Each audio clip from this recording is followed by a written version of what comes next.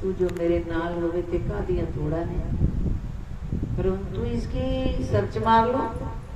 ऐसा क्या है बड़ी महफिल में कोई क्यों चीख पुकार के दावे से कहता है कि तू मेरे नाल लेते, मैंने कोई थोड़ नहीं है। पर वो नाल वाला जिसको कह रहे हैं ना नाल है तू, वो साथ कभी नजर तो आता ही नहीं किसी को। उसे देखने वाली आंख ही नहीं है कि वो साथ रहता है, साथ निभाता है तो भी उसे अनुभव करने वाली बुद्धि नहीं हमारे पास, वो प्रेम नहीं है। हर मोड़ पे खड़ा है परंतु हमें एहसास नहीं है। एहसास तो उसी को होता है जो पागल होते हैं।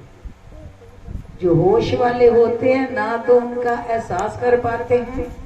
जो अकल और बुद्धि से, चतुराई से, दौलत और माया की बड़ाई से इस संसार में जीते हैं, उन्हें ना तो उनको देखने के लिए आंख होती है, ना अनुभव करने के लिए हृदय होता है, ना आत्मा में हर पल उसका एहसास होता है, और ना ही उसका संग हमें कभी महसूस होता है कि वो मेरे साथ कौन है। तो बात यही समझ आती है कि जो इतना गहरा शब्द हम सुन रहे हैं, इसको जरा भीतर तक विचार करो, भीतर तक विचार करो। क्यों जरूरत है? अब घर में, परिवार में बेटा है, बहू है, बच्चे हैं, मकान है, दुकान है, व्यापार है, सब कुछ है, और इतना सब होने पर भी हम कहते हैं प्रभु मुझे तेरी लोड़ है। थोड़ी देर के लिए बैठ जाए, मुझे तेरी लोड़ है। क्यों लोड़ है? बात तो करो ना, राज तो खोलो क्यों लोड़ है।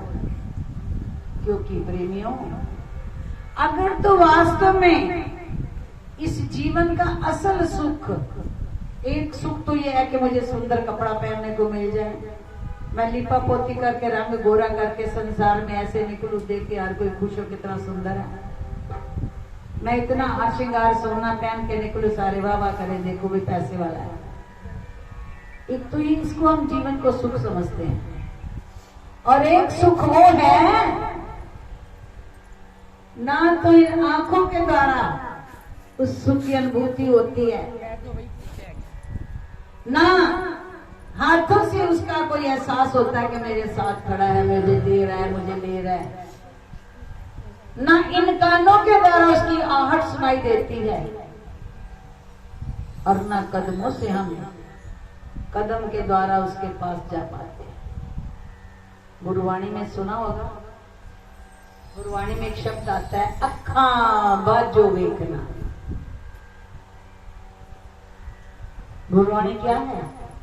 आत्म का निचोड़ तो है, जीव के अध्यात्म की पढ़ाई तो है, इस इंसान की जिंदगी की हकीकत तो है वाणी में। और क्या है?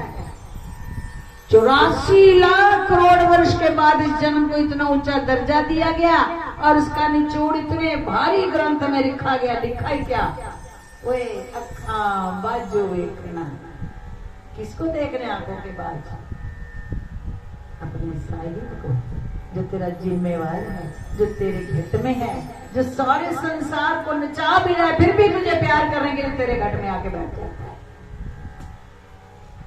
जो कुल सृष्टि को चला रहा है, तेरे भी सर से लेकर पांव तक हर बात का ठेका लेकर बैठा हुआ है, और है तेरे घर में, पर अफसोस वो तेरा ही साईं है, तेरा ही मालिक है, तेरे ही घर का स्वामी है, और तू उसी से लापरवाह होकर, दुखी होकर दुनिया में भटक रहा है।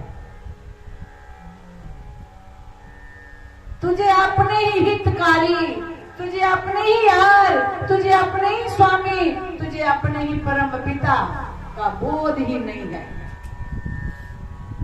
और उसका बोध करने के लिए